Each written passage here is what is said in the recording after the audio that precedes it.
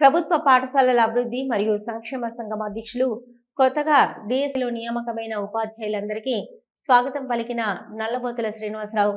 కొత్తగా డిఎస్సిలో నియామకమైన ఉపాధ్యాయులందరికీ స్వాగతం పలుకుతూ ఉపాధ్యాయ వృత్తిలో మీరు చేరడం మీ తల్లిదండ్రులు పుణ్యభాగ్యమని, వృత్తులందు ఉపాధ్యాయ వృత్తి వేరని, ప్రభుత్వ పాఠశాలల విద్యార్థులకు నాణ్యమైన విద్యా ప్రమాణాలు అందించాలని ఉపాధ్యాయులకు తెలియజేస్తూ నల్లబోతుల శ్రీనివాసరావు స్వాగతం పలికారు. భారతదేశంలో 1 కోటి మంది ఉపాధ్యాయులు ఉన్నారు. ఈ కోటిలో ఈ 16,000 మంది యువ ఉపాధ్యాయులకు స్వాగతం పలికి ఉపాధ్యాయ వృత్తికి మంచి పేరును తీసుకురావాలని తెలిపారు.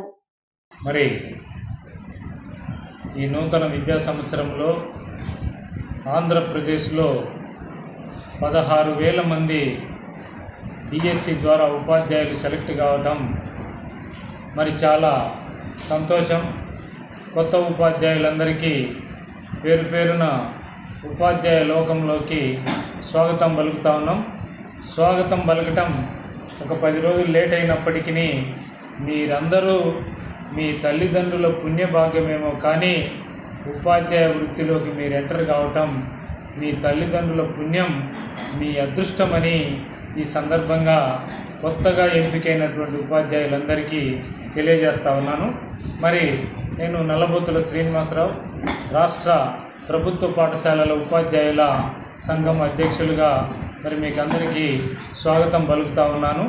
మరి మీరు ఈ ఉపాధ్యాయ వృత్తిలోకి ఎంటర్ అయిన తర్వాత మరి పేద బడుగు బలహీన వర్గ గ్రామీణ ప్రాంత ప్రజలు ఈరోజు కూడా విద్య దూరమైనటువంటి పరిస్థితులు గ్రామాలలో ఉన్నాయి.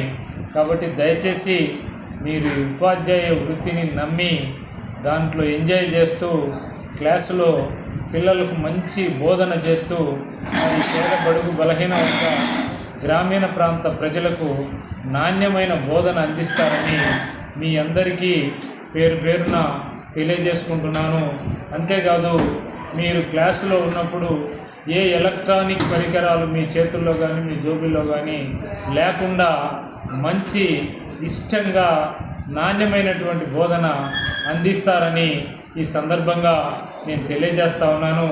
ఎందుకంటే ఉపాధ్యాయ వృత్తులందు ఉపాధ్యాయ వృత్తి వేరయ, ఉద్యోగులందు ఉపాధ్యాయుడు వేరయ, అట్లా అనేక వృత్తులను తయారు చేసేటువంటి ఉపాధ్యాయ వృత్తిలోకి మీరు అందరూ అడుగుపెట్టారు. కాబట్టి ఈ భారతదేశంలో 1 కోటి మంది ఉపాధ్యాయులు ఉన్నారు. ఆ కోటిలో మీరు వచ్చి ఒక 16,000 మంది వచ్చి కలవటం చాలా శుభ పరిణామమని ఈ సందర్భంగా తెలియజేస్తూ పిల్లలకు మీకు రావాల్సిన డిఏలు కానీ సిఎల్స్ కానీ ఎర్ఎన్లీలు కానీ మన ఉద్యోగ సంఘాలు బాగా పోరాడి మన హక్కులు అన్నీ సాధించబడతాయి.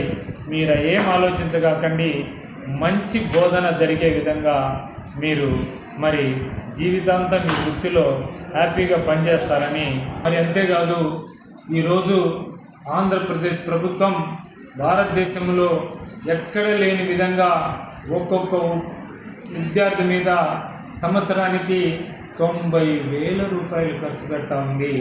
మరి నాణ్యమైనటువంటి మెను ఇస్తూ ఉంది. ఒక్కొక్క విద్యార్థి మీద సంవత్సరానికి 18,476 రూపాయలు కిడ్స్ కోసమే కష్టపడి పిల్లలకు కిడ్స్ అందిస్తూ ఉంది.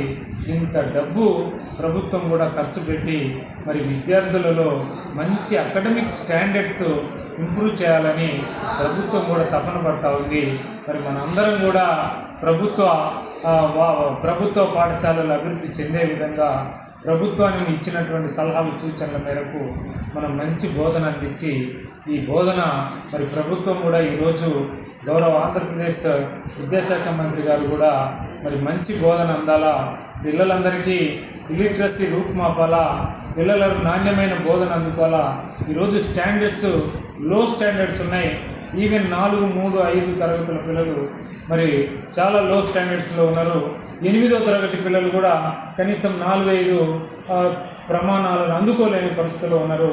కాబట్టి మీరందరూ ఈ వృత్తిని ఛాలెంజ్గా తీసుకొని మరి ప్రభుత్వంతో పాటు మనం కూడా మరి గ్రామీణ ప్రాంత ప్రజలకు మంచి బోధన జరిగే విధంగా ప్రయత్నం చేయాలని ఈ సందర్భంగా నేను తెలియజేసుకున్నాను.